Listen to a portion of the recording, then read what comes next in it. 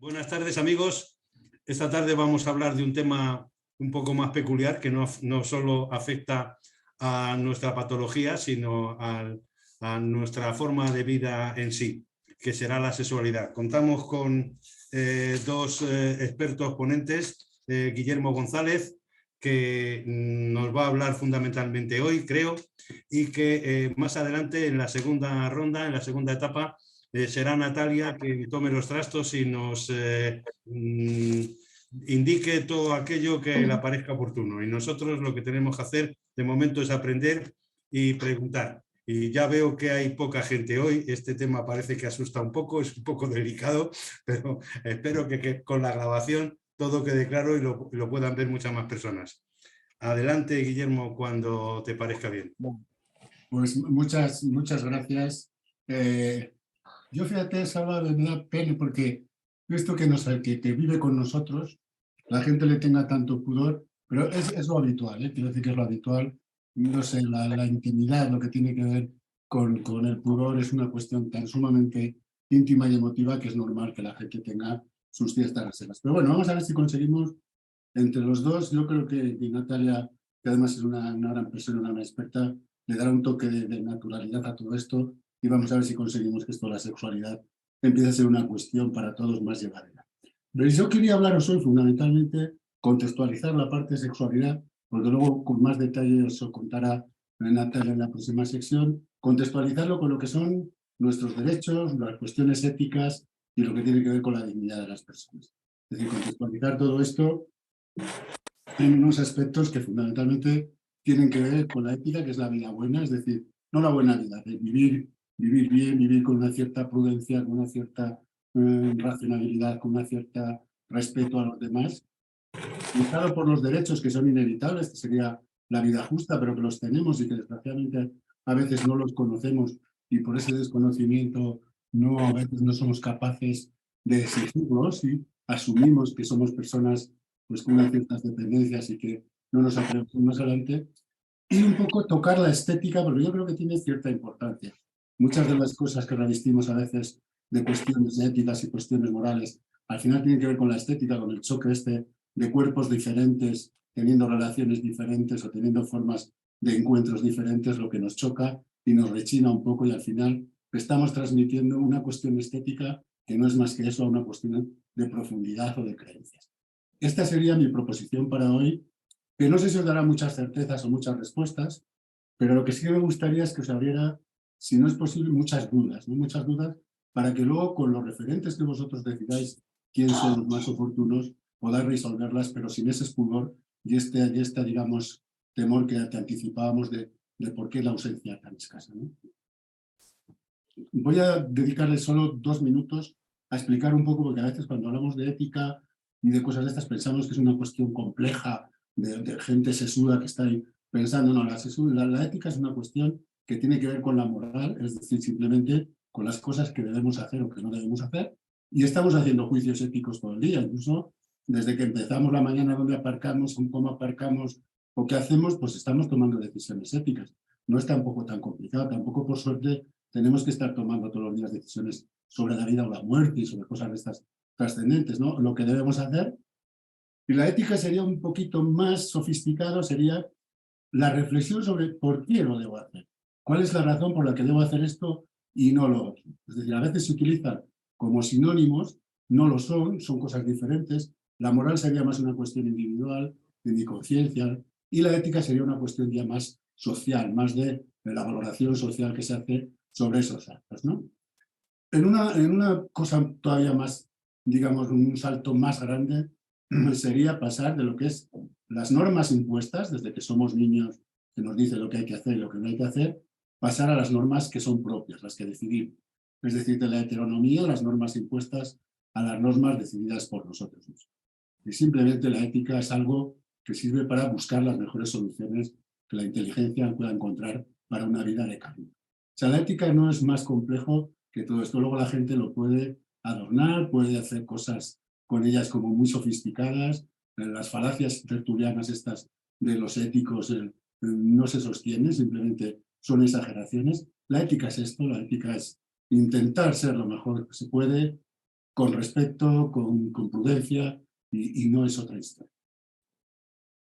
En cuanto al derecho, esto sí que es interesante también, porque si bien para mí lo fundamental sería ese respeto que se gana con postulados éticos y con cuestiones que tienen que ver con el hacer el bien a los demás, pero los derechos evidentemente son una especie de, digamos, limitaciones para que aquellos que tienen poder, los estados, los grupos de presión social, las instituciones en las que están algunas personas dependientes, tengan unos límites a ese ejercicio del poder. Es decir, los derechos nos garantizan que somos libres, que tenemos autonomía, que tenemos derecho a la privacidad, que tenemos derecho a la intimidad, a la equidad, que tenemos derecho al placer, a la expresión emocional, a asociarnos, a casarnos o no casarnos, o descasarnos, o tener no tener hijos, a que nos eduquen, a que nos atiendan sexualmente.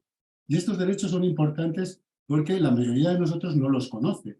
Y así como podemos exigir cualquier otro derecho civil, es decir, que un vecino se nos haya comido 7 metros de nuestro porche, realmente no exigimos a las autoridades sanitarias o a las autoridades educadoras que nos eduquen o que atiendan nuestra sexualidad. Seamos personas dependientes o seamos personas independientes. Todos, casi todos, valoran la libertad, la dignidad, la igualdad y la justicia. El problema de estos derechos es que no todos entendemos lo mismo. Sobre todo cuando hablamos de la dignidad, algunas personas consideran que la dignidad se gana por el mero hecho de ser hijos de Dios, otros por ser por ser de la especie humana, otros piensan que la dignidad tiene que ser una cuestión en la cual estemos muy capacitados, tanto intelectualmente como físicamente, es decir, no todos entendemos la dignidad y este es uno de los grandes problemas. Bueno, esto sería una cuestión de los derechos. Y simplemente la estética muchas veces lo que tiene que ver es con esa sexualidad, en este caso que vamos a hablar de sexualidad, con esa sexualidad a la que estamos acostumbrados normativa, de cuerpos jóvenes, cuerpos bellos, cuerpos musculados, cuerpos, digamos, que pueden hacer todo tipo de movimientos, todo tipo de reacciones, cabezas que pueden pensar en todo, y no tendemos a pensar en todo este grupo de personas que si bien, o bien mayores, o bien con enfermedades raras, o bien con ELA, o bien síndromes de Down, que tienen todo el derecho del mundo a vivir y a sentir su sexualidad.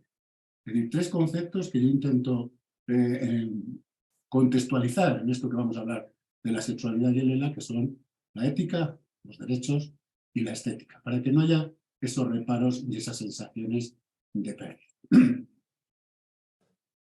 Vamos a concretar en nuestro aspecto en las personas con ELA.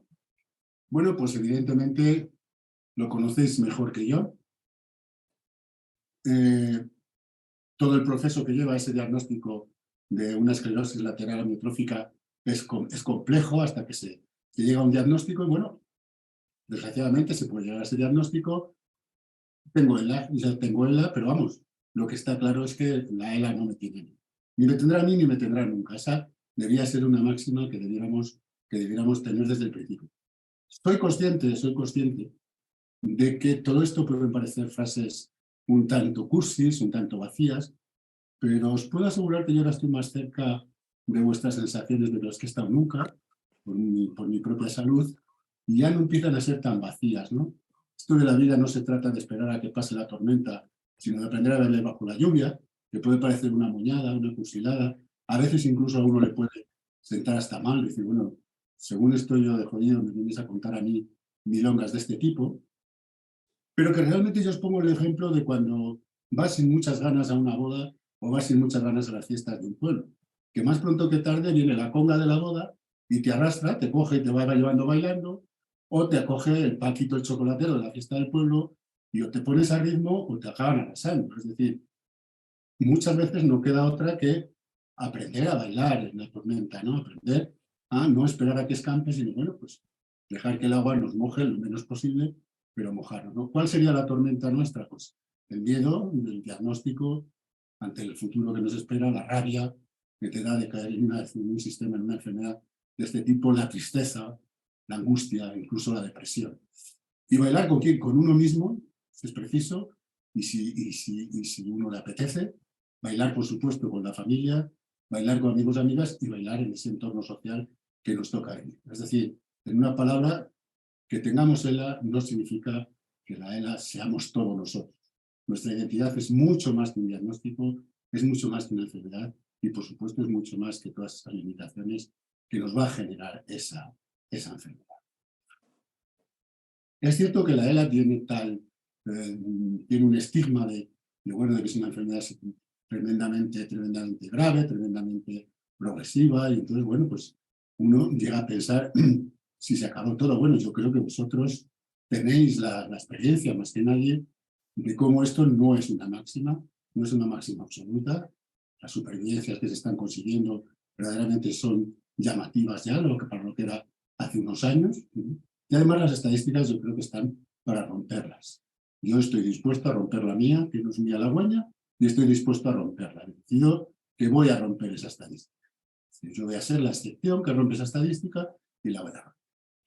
Y para eso me baso en una cuestión de que por supuesto que voy a hacer lo que me mandan mis médicos, y me voy a asistir y me voy a dejar asistir y me voy a cuidar y voy a tomar lo que tengo que tomar y todas esas cosas, pero lo que no estoy dispuesto a dejar es de asistir. Es decir, voy a luchar por el tiempo. Para mí el tiempo va a ser un regalo, y el placer de las orejas, con esto quería decir buscar en la vida cualquier placer. Esto del placer de las orejas tiene que ver, no sé si habéis visto, con una película que se llama El Intocable, que era su máximo punto erótico eran las orejas. No tenía otra serie de sensaciones, pero las orejas le daban un gustito especial. Bueno, pues esto es digamos, un guiño a buscar el placer en aquel lugar, en aquellas partes de mi cuerpo donde pueda encontrar.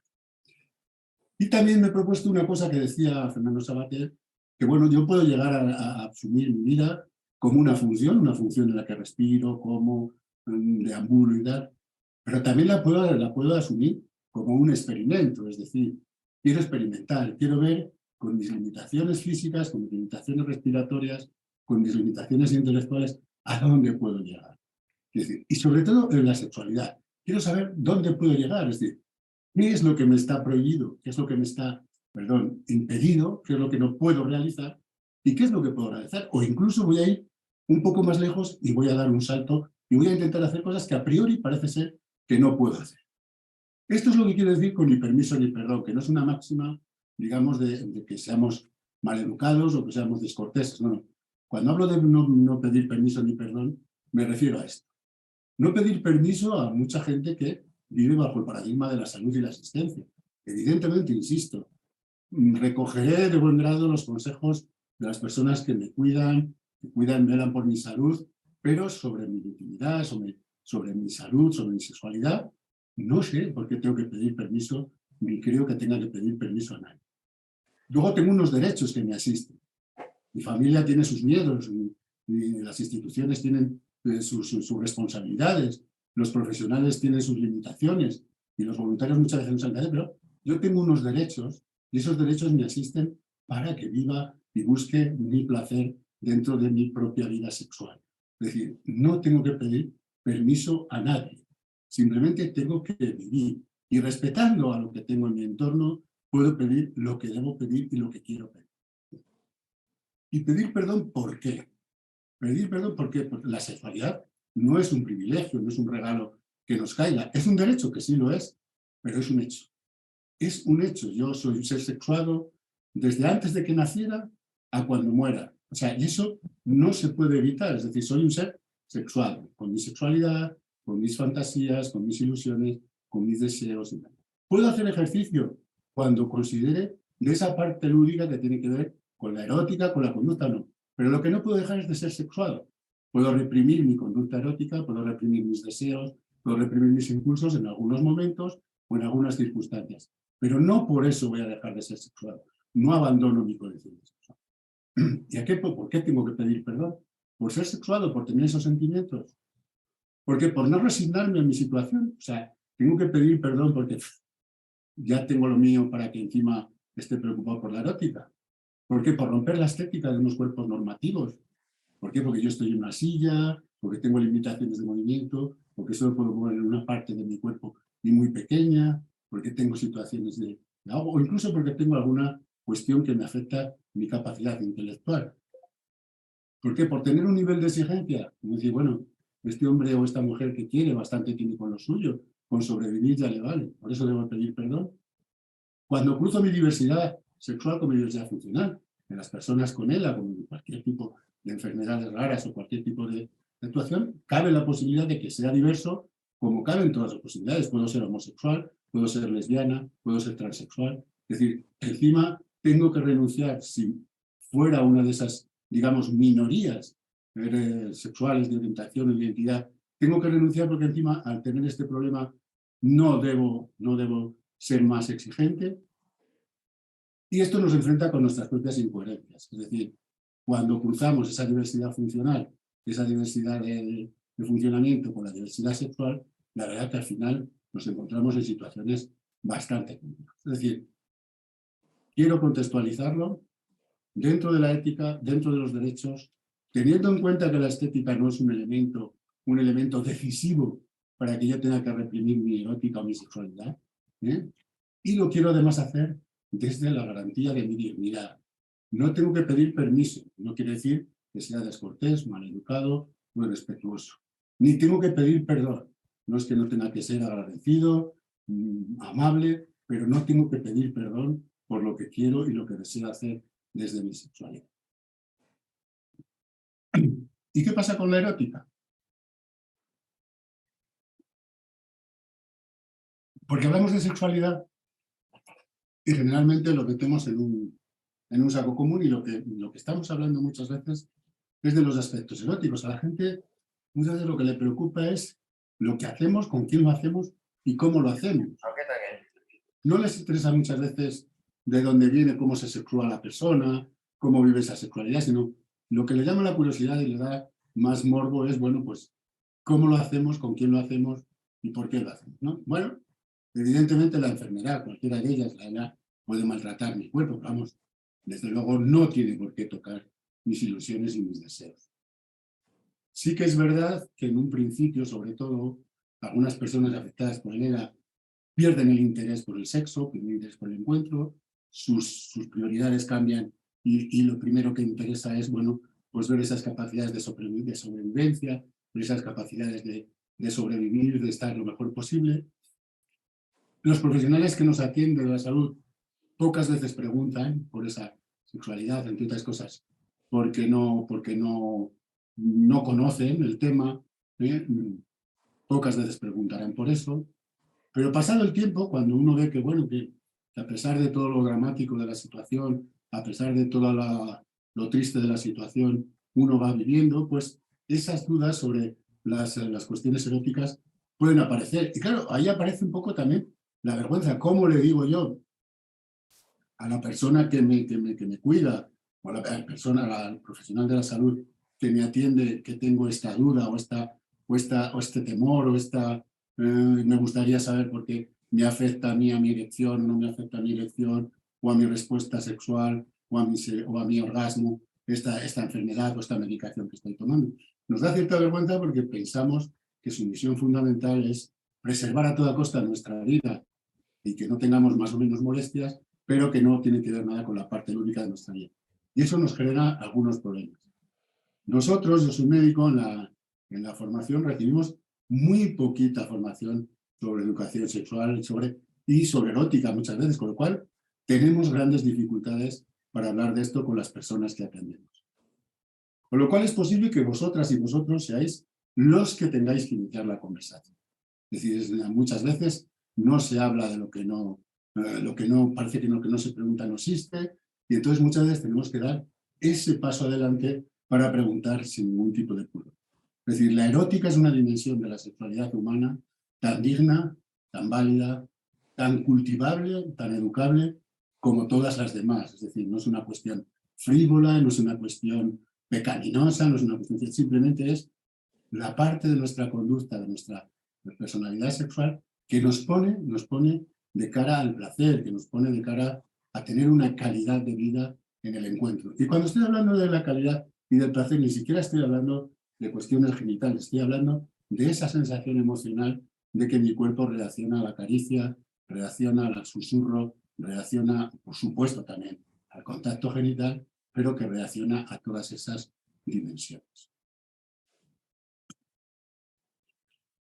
Mirad, yo no sé si se permite a las personas con ELA que tengan autonomía respecto a su erótica, ¿no? Es complicado. Y decidir lo que tiene que hacer una persona con ella respecto a su sexualidad sin contar con ella, me parece un atrevimiento cuando poco, muy osado, ¿no? Es decir, decidir en qué límite se va a mover una persona con ella dentro de su sexualidad o de su erótica y decidir qué es lo que va a hacer o no va a hacer sin contar con ella, me parece, insisto, como poco, muy osado, cuando no a veces muy represivo y muy poquito justo. Creo que todos los que rodeamos o estamos inmersos en un proceso de alguien a nuestro alrededor que tiene ella, debemos ser respetuosos con esa capacidad de adaptación a la enfermedad, que las personas sean protagonistas de sus vidas. Pero fijaros, yo que hablo con esta, digamos, vehemencia de la sexualidad y de la erótica, es decir, que me gusta, que quiero que la gente sea feliz, que tenga placer, ni siquiera desde esa posición yo puedo exigir a nadie que tenga placer, que tenga relaciones, que se encuentre. No. Cada uno tiene que tener sus ritmos de adaptación y tiene todo el derecho del mundo a que nunca más, si así lo quiere, tenga encuentros ni tenga interacciones con ninguna persona. Lo puede hacer. Yo siempre buscaré, si hay alguna razón, que no sea su autónoma y su libre decisión de hacerlo para ayudarle a que no se pierda esa parte que para mí es importante en la vida. Pero si es su soberana decisión, yo no puedo ni debo hacer nada por cambiar esa decisión. Facilitar esa demanda es estas personas que trabajan con enfermedades raras, con ELA y tal, que conocen el lenguaje, que saben escuchar, que saben interpretar, facilitar esa demanda de los deseos sexuales y sus manifestaciones. Hay gente que los niveles de comunicación, incluso con ELA, pues son limitadísimos, ¿no? Solo pueden mover cierta parte del cuerpo, algunas veces muy poquito. Y alguien tiene que estar atento posiblemente a esos mensajes o a cómo se manifiestan esos deseos. Por supuesto, no suponer que somos todos heterosexuales. Cuando no conocemos a esa persona afectada de ELA, debemos preguntar cómo es su sexualidad, cuál es su orientación sexual, cuál es su identidad, porque suponer desde el principio que quiere tener relaciones con personas de distinto sexo, pues es a lo mejor muy atrevido.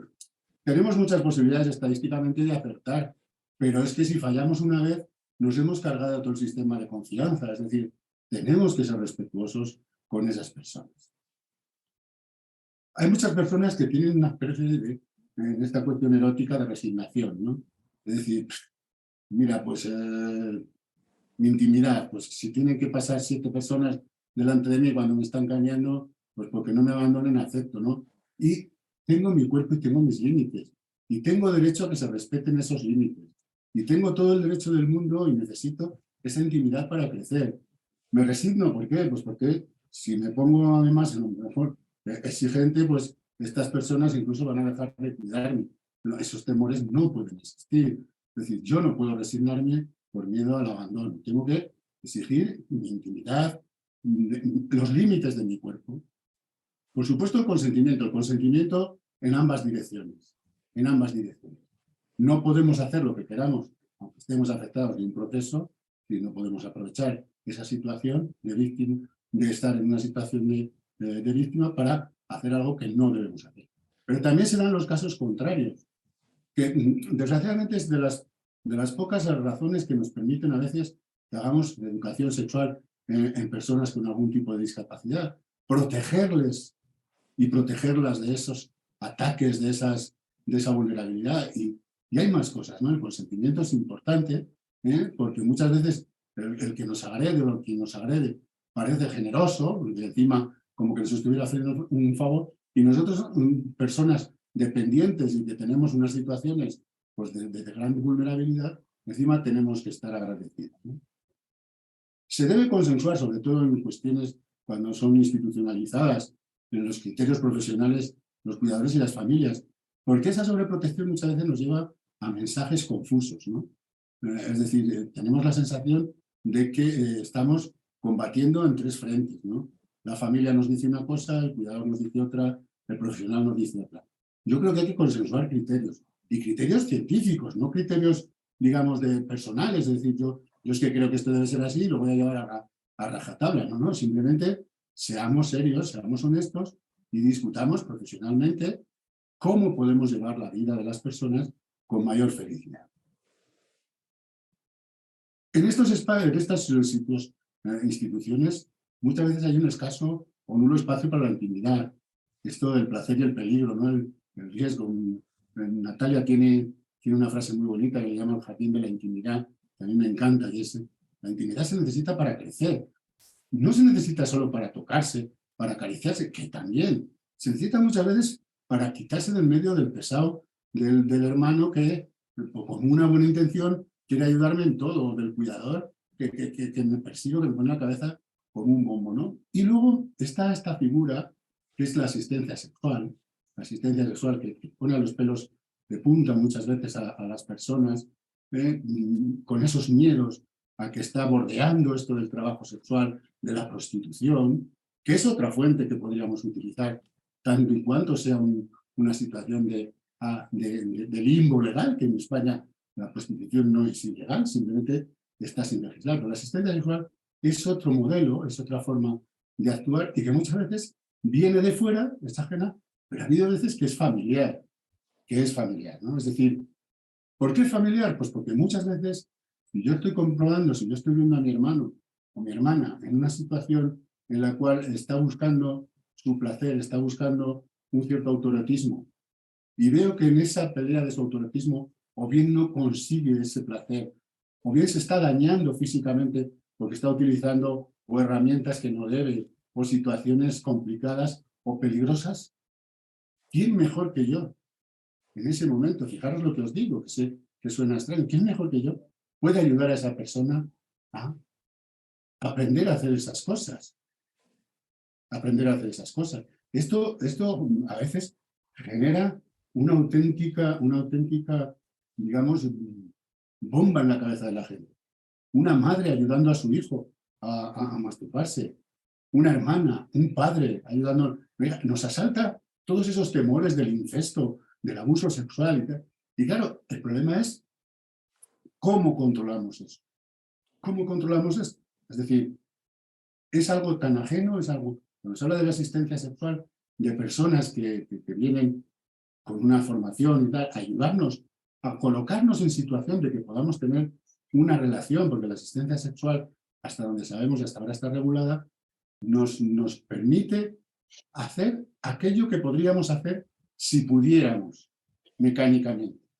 No está obligado, o sea, no es un derecho el tener relaciones con una persona. Esto no es un derecho, pero sí es un derecho que me faciliten la mejor forma de tener relaciones o de poder acceder a mi cuerpo para acariciarme. Y el límite sería incluso acariciarme. Pero la relación, la interacción completa, coital, por ejemplo, no es un derecho. Cuando nos asustamos de esta intervención, digamos, ajena, que viene de fuera, con personas con formación, yo siempre les digo lo mismo: los primeros asistentes sexuales suelen aparecer en la familia. Y en la familia muchas veces, por un sistema de protección, es decir, para evitar que la persona que está conmigo sufra daño, se frustre ante el fracaso de no conseguir una respuesta satisfactoria en su estimulación. Y yo que estoy viendo ese sufrimiento, que estoy viendo esa situación, desde luego sería bastante más perverso permitir esa frustración, ese dolor, ese daño, que tomar una iniciativa proactiva de ayudar a esa persona hasta donde nos permita nuestra propia escala de valores, nuestra propia escala de valores, ayudar a esa persona a que consiga ser más feliz dentro de su propio cuerpo. Para mí esto es importante. Podemos discutirlo si queréis, porque soy consciente de que esto muchas veces es como, digamos, como una explosión dentro de la cabeza y de las emociones de la gente, pero lo creo así, lo defiendo, creo que podríamos discutirlo si vosotros queréis.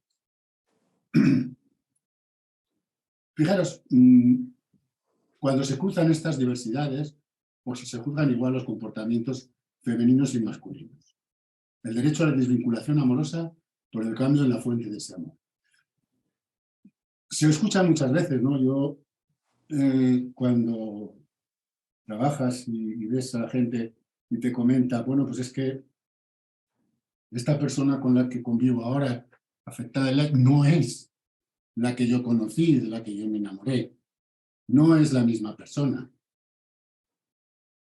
No sé si la quiero, le quiero, pero francamente no sé si el amor persiste, si persiste el amor. No sé hasta dónde llega mi solidaridad, por decirlo de alguna manera más laica, o mi compasión, por decirlo de una manera más, digamos, moral, o a dónde llega el amor.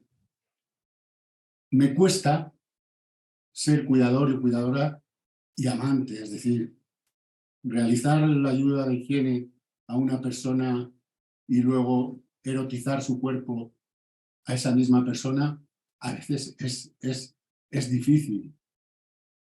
Utilizar la ternura para atenderlo y que después se transforme en deseo, desear a esa misma persona a la que cuido, a la que visto, a la que limpio, a veces es complicado. ¿Se produce el fin de la pareja? Pues sí, a veces, desgraciadamente sí, pero no siempre en la misma dirección, ¿eh? Hay personas que, más que por falta de deseo, de enamoramiento, muchas veces el verse detrás de una empujando una silla, una vida, es complicado, y a veces la decisión tiene más que ver con esa sensación que con otras, ¿no? ¿Por quién y por qué? Porque muchas veces son las mismas personas afectadas de un proceso de estos que no quieren que su pareja tenga que estar con ellos o con ellas sin saber nunca cuál es la razón por la que están, y deciden romper esa pareja, ellos o ellas mismas, las personas afectadas de ese proceso. A veces se producen casos de agresividad y violencia, lo cual evidentemente no está justificado de ninguna manera, ni por ninguna causa. Es decir, yo puedo estar muy mal, muy jorobado, lo que no me da derecho es a ser una persona, por supuesto, agresiva ni violenta, ni mucho menos maltratadora de esa persona. Y a veces se convierte. También en otra dirección, a veces ocurre también, pero vamos, insisto, sobre todo estamos hablando de personas ahora mismo afectadas de verdad. Es cierto que los procesos y las enfermedades varían mucho de una situación a otra. Varían mucho de los recursos que tengamos. Si tenemos pasta para cuidadores, para cuidadoras, para masajistas, a veces tiene que ver con las etnias, no es lo mismo en unas que otras, que afectan determinadas cosas, y otras veces tiene que ver con la religión. Digamos, sacrificio que a veces la gente hace, decir, bueno, esto es lo que nos ha mandado Dios, pues hay que asumirlo con esta resignación.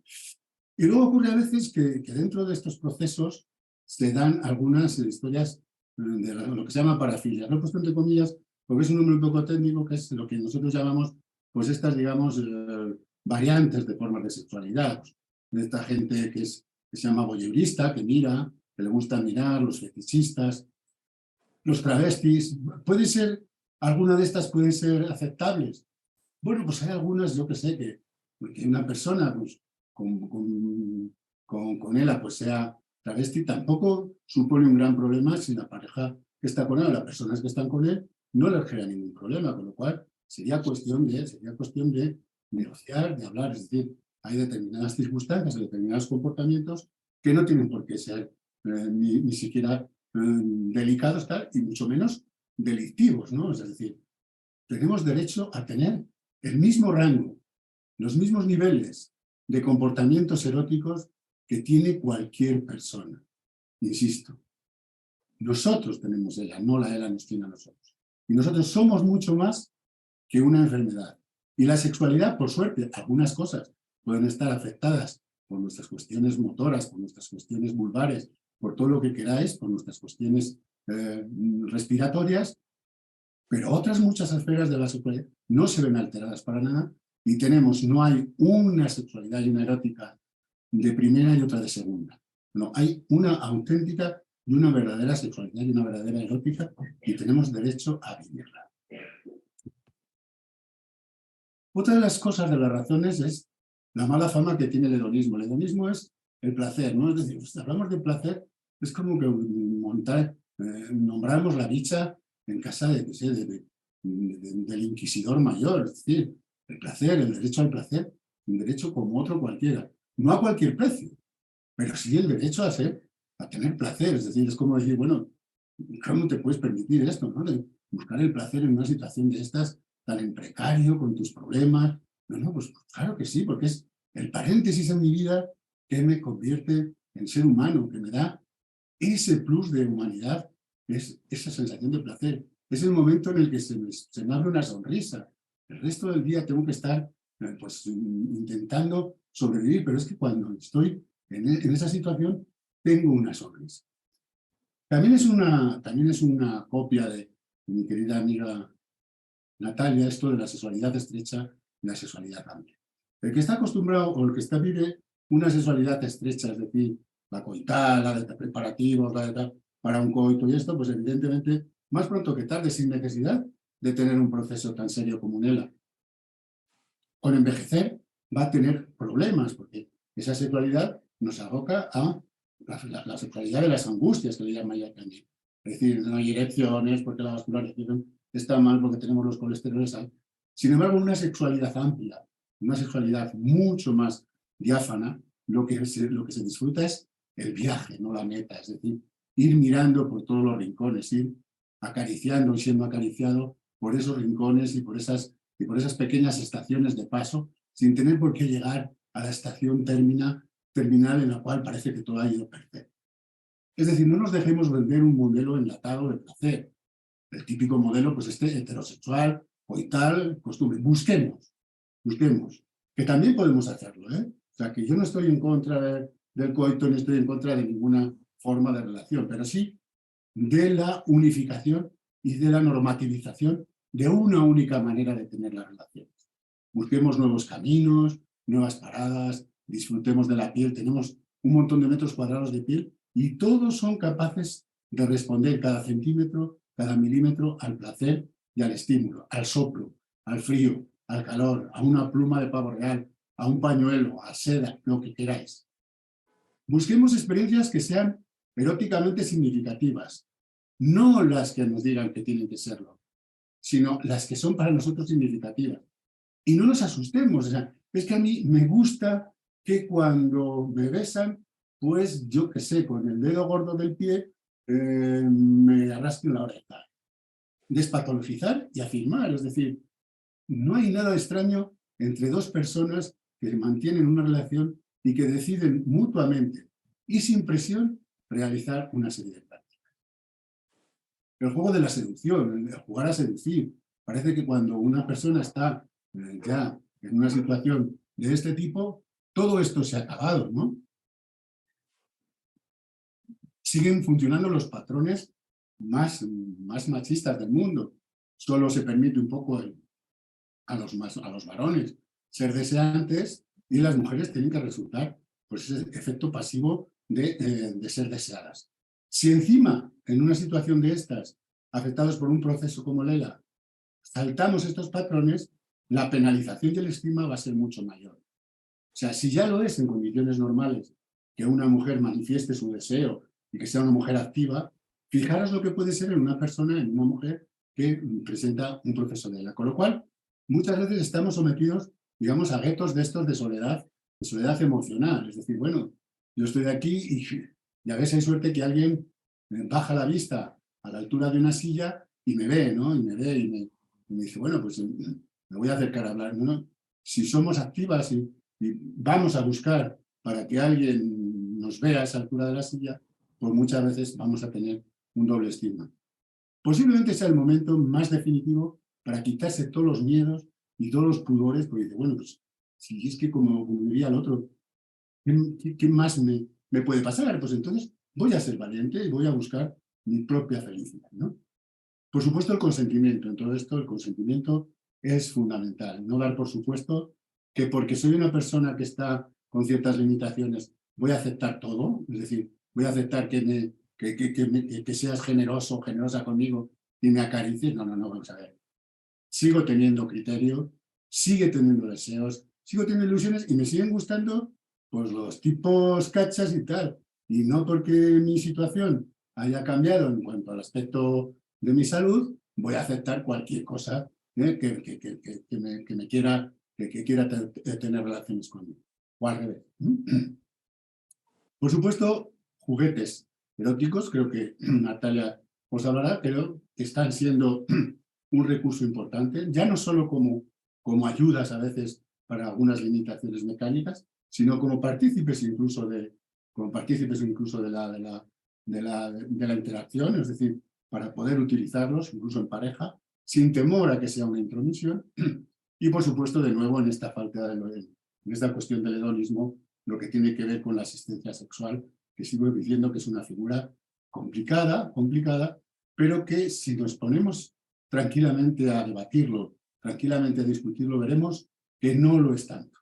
Tenemos que alejar este fantasma de la prostitución, no porque no pueda ser utilizado tanto en cuanto en nuestro país no se legisle. Ahora sabéis que hay unas propuestas para legislar un poco sobre la abolición de la prostitución y cosas de este tipo. Cuando sea ilegal, evidentemente esto tendremos que hablar de otra manera, pero ahora mismo es un recurso en el cual mucha gente lo ha utilizado y se necesita legislar sobre este aspecto. Fijaros, quienes afrontan este diagnóstico de ELA, pues a una edad temprana, evidentemente, pueden tener que tomar decisiones sobre si unirse o no a otras personas, o incluso si tener o no hijos. Y muchas veces sabéis que hay mucho escepticismo y un estigma ante la posible maternidad o paternidad de personas con ELA. Bueno, en cuanto a unirse o no a otras personas, evidentemente, insisto, la formación y continuidad de las parejas, pues bueno, también se dan casos de, a veces las parejas, ante una situación de estas, se plantean hacer una pareja abierta, es decir, que ambos puedan tener otras relaciones. También está la pareja consintiente, es decir, aquella situación en la que la persona afectada de este proceso o un proceso de cualquier otra enfermedad, de él en este caso, consiente que su pareja pueda tener otras relaciones fuera de la pareja, con más o menos, digamos, sentimiento de dolor o no, simplemente como una cuestión de justicia, lo cual no sé yo si es razonable, y lo explicaré con una razón. Yo estaba ayer en un debate sobre prostitución y yo mantengo una teoría ahora de decir, bueno, realmente este deseo masculino, digo masculino porque es el más frecuente usuario de prostitución, realmente es tan imperioso. Necesitamos los hombres digamos, una descarga seminal, porque si no nos ponemos malitos. Pues no, mirad, nadie se ha muerto por tener ausencia de relaciones. Y otra cosa es que sea divertido, que sea agradable, que sea... Pero una necesidad como tal, creo que no lo es. Un derecho como tal, creo que no lo es.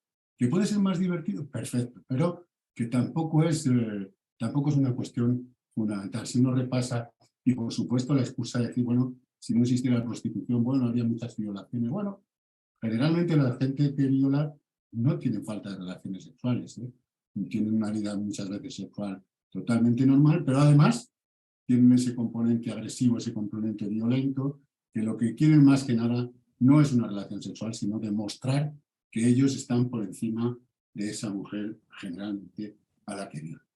Y luego podemos encontrarnos con las cuestiones de infidelidad. Y tenemos otro proceso y es la cuestión de la descendencia. Bueno, ahora por suerte tenemos las técnicas de reproducción asistida, sin olvidarnos de que en las mujeres con ELA, evidentemente todo lo que tiene que ver con la gestación y todo lo que tiene que ver con el momento del parto se complica. Puede complicar el proceso, pero puede complicar también la cuestión del alumbramiento y el parto. La gestación subrogada, que podría ser un recurso, pero que en nuestro país está prohibida, esta sí que está prohibida absolutamente, de momento está prohibida absolutamente. También hay movimientos para regularizarla y legalizarla, pero de momento no. Y una cuestión que ha surgido a veces, que es la fecundación post-mortem. Esta fecundación post-mortem es cuando uno de los miembros de la pareja ha desaparecido y bien se implantan los embriones que en su día pudieron dejar fecundados en otra pareja, o bien se coge el semen del varón que se consiguió antes de su muerte y se insemina. La ley dice que esto se puede hacer durante un año después del fallecimiento y después no. Es una opción para aquellas personas que tienen capacidad todavía de fecundar y quieren conservar o bien sus embriones congelados, sus óvulos congelados, embriones fecundados ya congelados o semen congelado para una posterior fecundación.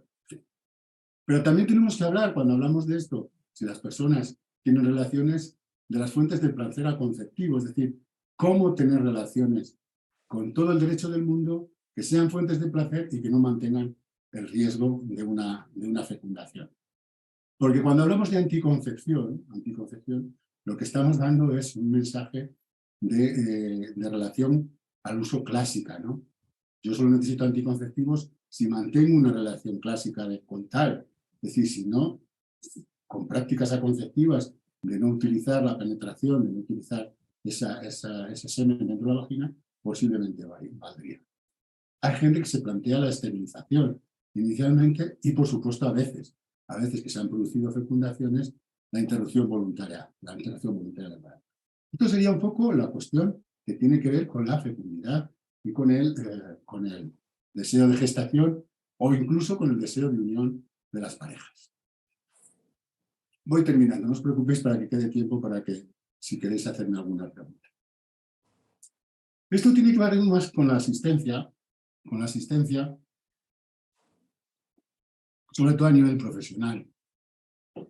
Porque a veces hay una discrepancia bastante grande entre lo que piensan los profesionales con lo que piensan las familias, las parejas y las propias personas con él. Y muchas veces damos por hecho que, o intentamos como jugar a esto de adivinar el pensamiento, ¿no? Ya sé yo lo que te piensas, ya sé lo que... Y esto es muy peligroso, ¿no?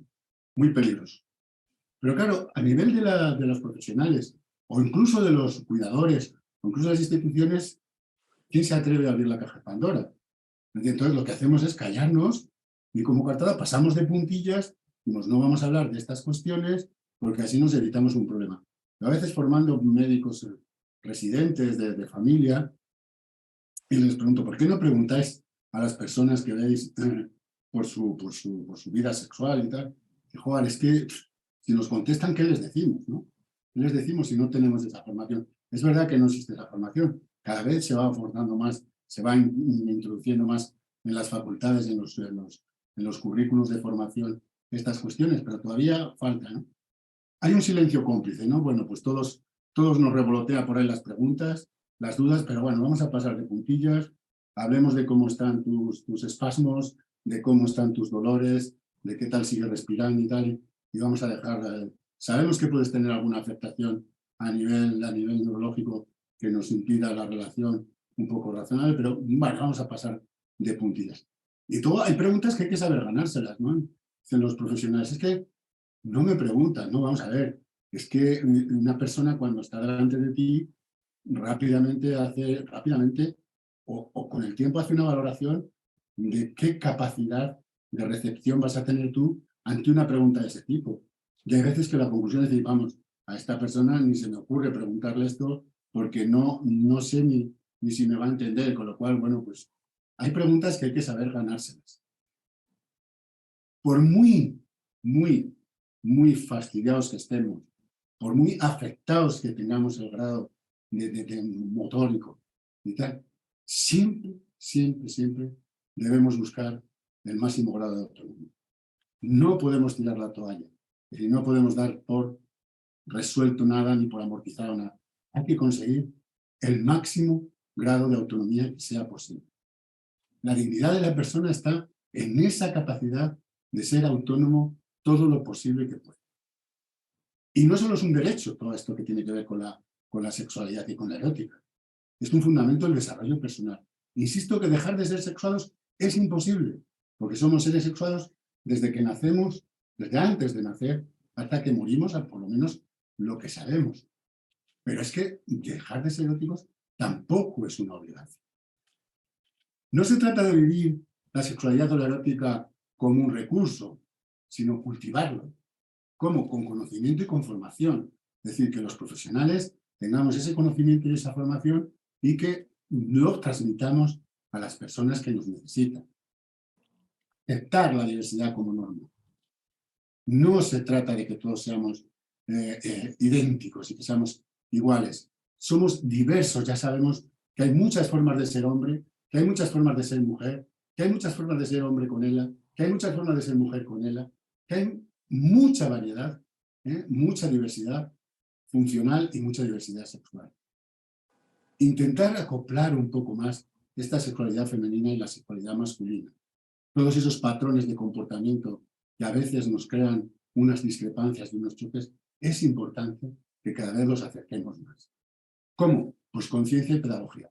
¿Por qué digo esto? Porque muchas veces, no sé si mi intervención puede serviros de algo o no, espero que sí, por lo menos para generaros más o generaros alguna duda o si no provocaros para ese valor que hablábamos al principio también, Salvador, de preguntar o de que esté la gente en estos encuentros, pero muchas veces el voluntarismo no es una garantía. Hay mucha gente que con muy buena intención pues hace cosas como las que estoy haciendo yo ahora, pero necesitamos que haya una base científica y que haya una buena pedagogía.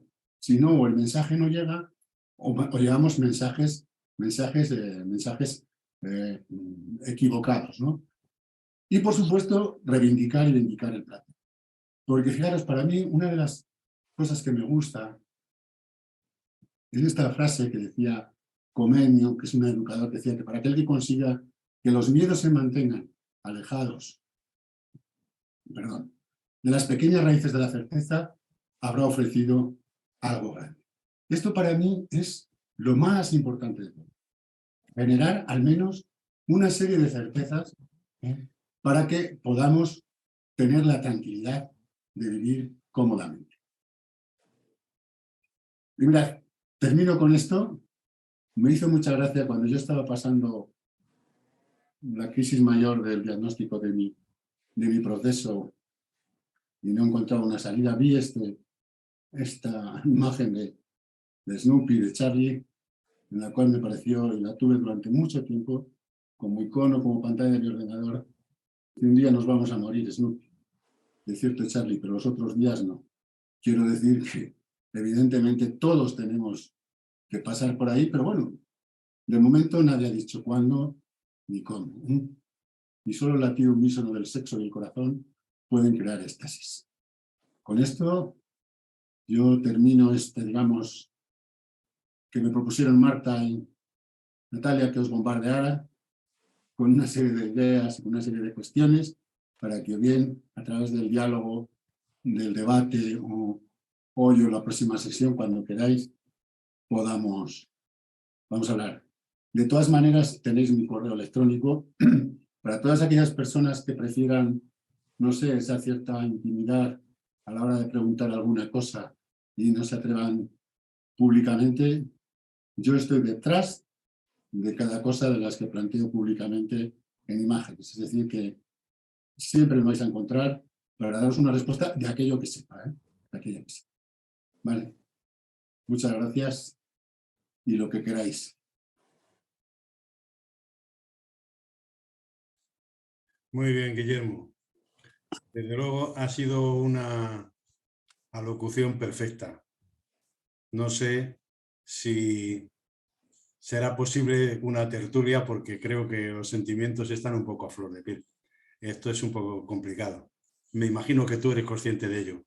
Totalmente. Si alguien tiene alguna pregunta que realizar o se atreve a hacerla, o si bien aunque no tenemos el correo electrónico del buzón de Guillermo, pues después nos lo facilitará. Yo voy a hacer algún comentario. Adelante. Pero no sé si seré capaz de presentar. Yo también quiero hacer alguno después. Bien, la idea y la certidumbre de que todos somos sexuales es evidente y que al menos en esta patología, según se va avanzando, se pierde esa capacidad de sexualidad porque se pierde lo que has comentado tan acertadamente, Guillermo, de aquellos que fuimos y los que somos ahora, sobre todo porque nosotros ya vivíamos en pareja de forma normal, ¿no? Y esa relación hace que el recuerdo de lo que fuimos difiera mucho de lo que somos ahora. Y me ha gustado mucho cómo has planteado las diferentes posibilidades sobre ser una pareja liberal, ser una pareja que acepte otras relaciones o que incluso lo de la infidelidad. Pero en realidad, desde mi punto de vista, lo que más fácil sería contratar al electricista que nos arregle la luz, ¿sabes? Porque de todo lo demás, cuando pasa por la imaginación, se abre un abismo tan grande, al menos en mi caso, que no sabría ni cómo digerirlo. Y no es ninguna pregunta, no sé qué te he dicho. No, ha sido, no una pregunta, ha sido una muy atinada reflexión, Salón, muy atinada. Sí, evidentemente. Lo que pasa es que yo, fíjate, creo, solo difiero en una cosa, en ese final que has hecho tú, lo mejor sería llamar, si lo he entendido bien, a un electricista que nos arregle. No sé, yo soy un manazas, ¿eh? No sé, pero yo creo que en una situación de estas me harían un tutorial, que ahora los hay en todos sitios, de electricista. Antes que, ya sabes lo que quiero decir, me haría hasta un tutorial para ver si soy capaz de por fin cambiar una bombilla, ¿no? Pero bueno, es verdad que las posibilidades, y es verdad que todos somos diferentes y todos somos tremendamente, a la hora de las emociones, están a flor de piel, con lo cual, bueno, pues, realmente hay que dar cabida a todo el mundo. Pero me parece una observación perfecta, Salva. Gracias. No sé si que había... Yo quería decir algo. Venga. Quería comentar algo. ¿Quién eres? Perdona, que no te vemos. ¿No me veis? Perdonad. Tengo puesta la cámara puesta. Sí, se te ve, Sí, Encarnación. ¿Me veis? Encarna, Sí. perdona. Sí. Encarna, sí soy que se la Encarna, ve. exactamente. Sí, perdona, Bueno, yo me ha parecido muy interesante tu exposición y muy real. Yo he vivido durante 18 años con Julián, que era mi marido y que ha tenido ELA, ha estado 16 años con tráqueo, completamente paralizado, y descubrimos que el sexo existía en estas circunstancias. El sexo como cualquier otra situación, alegría, tristeza, reacción de la vida. Lo mismo que todo lo demás. Es cierto que no te lo dicen al principio. Te cuentan todas las cosas. Bueno, yo también soy médico y entonces sabía un poco, pero no sabía que la actividad sexual se mantenía hasta el fin de los días, hasta la muerte del enfermo, ¿eh? Os lo puedo garantizar. Entonces, bueno, para mí sí que ha sido un descubrimiento y ha sido una parte importante en nuestra relación, ha sido una parte importante para seguir viviendo, no hacer un antes y un después, sino que nuestra vida ha sido durante todos estos 18 años normal hasta en ese aspecto. Necesario, muy necesario. Y sí es cierto, no sé si te he oído algún matiz con que las culturas, las religiones, yo recuerdo que a mí en los cursos prematrimoniales, nosotros nos casamos en el 77 y nos dijeron que todo el cuerpo de la pareja es, si voluntariamente aceptado, es de la otra persona. Todo se puede hacer. Entonces, bueno, para mí eso fue una filosofía que todavía la gente se sorprende después de 45 años que yo contara esto que pasó hace 45 años, ¿no? Entonces, bueno, pues a mí me parece que todo es posible, que todo es aceptable mientras que los dos quieran y adelante. Y a mí ha sido una parte, lo he dicho siempre, muy importante en nuestra relación. Nada más y desde luego que me ha encantado lo que has... Muchas gracias, Encarna. Lo que no sé yo con esas manifestaciones, Encarna, ¿qué carajos pinto yo aquí intentando deciros nada sobre él? Habiendo gente ahí en el grupo que sabe tanto más como yo. Bueno, no lo sabría decir como tú. Bueno, eso es cuestión de costumbre, ¿eh? Te paso la diapositiva y ya está. Vale. No es lo mismo, pero sí que puedo contaros mi experiencia que ha sido muy positiva, eso sí es verdad. No, totalmente. Insisto, yo cuando pongo la primera frase, esta de bailar bajo la lluvia, soy consciente de que habrá alguien que le había parecido una soberana, perdóname la expresión, gilipollez. Pero de verdad, yo me he sentido ahora mismo en esa situación de decir, o bailas, o viene la conga de la boda y te agarra. O bailas, o viene el paquito chocolatero y te pasa por encima. Entonces, es decir, sé que en una situación concreta, todas estas, digamos, soflamas bonitas y poéticas y tal, y de mira, pero no me resigno a ponerlo porque me lo creo. O sea, me lo creo. Y eso que dices tú, con traque o con tal, con cual, por supuesto, vamos, que se puede, que se debe, que se puede y tal. Y si no se pueden hacer determinadas cosas porque o bien uno no se apaña o ya tiene una edad que a lo mejor toda esta movilización que requiere digamos, un encuentro piel con piel, hay un montón de posibilidades que se pueden hacer. Un montón de cosas, como tú dices, que me alegro que te lo dijera en un curso prematrimonial, cosas curiosas, que todo el cuerpo es asequible. Que todo el cuerpo es asequible siempre y cuando dos personas quieran practicar ese tipo de contacto. Muchas gracias, Encarni. A ti, gracias. ¿Alguno más quiere intervenir? He puesto la primera diapo, Salva, porque está ahí el correo, por si queréis cogerlo. Ah, sí. Bueno, lo vamos a grabar y habrá mucha más gente Vale. que lo vaya a ver después. Yo mismo, Guillermo, lo voy a tener que visionar de nuevo. Muy bien. Porque me ha parecido muy interesante y créeme, no sé si Encarna está un poco de acuerdo conmigo, Encarna es la excepción. Y todos los demás sí que tenemos que aprender. Lo que no sé muy bien es cómo, pero sí que se puede aprender, porque ha llegado un momento en que ese helado tan sabroso lo tenemos casi todos en el congelador y el congelador no se abre. No sé si eso es algo que percibo en los demás y que al mismo tiempo me ocurre a mí, claro está. O que estoy muy separado y muy desviado y que pienso que según va evolucionando la enfermedad y vamos pasando unas determinadas etapas, la relación con la persona que cuidas no cambia. Y por tanto es por eso que os digo que yo voy a tener que repasar este vídeo no tanto en las diapositivas, sino en tus expresiones verbales, una tras otra, porque están muy bien fundamentadas. ¿Puedo continuar con tu metáfora, Salva? Claro, claro. Mira, pues te diré una cosa, que el helado ese que tienes en el congelador, ¿sabes lo bueno que tiene? Que no caduca. Sí, sí. No tiene fecha de caducidad. Yeah. Le puedes abrir y sacar y comértelo cuando quieras. Muchas gracias, de verdad. Bueno, ¿alguien se anima a hacer alguna pregunta, alguna reflexión nueva?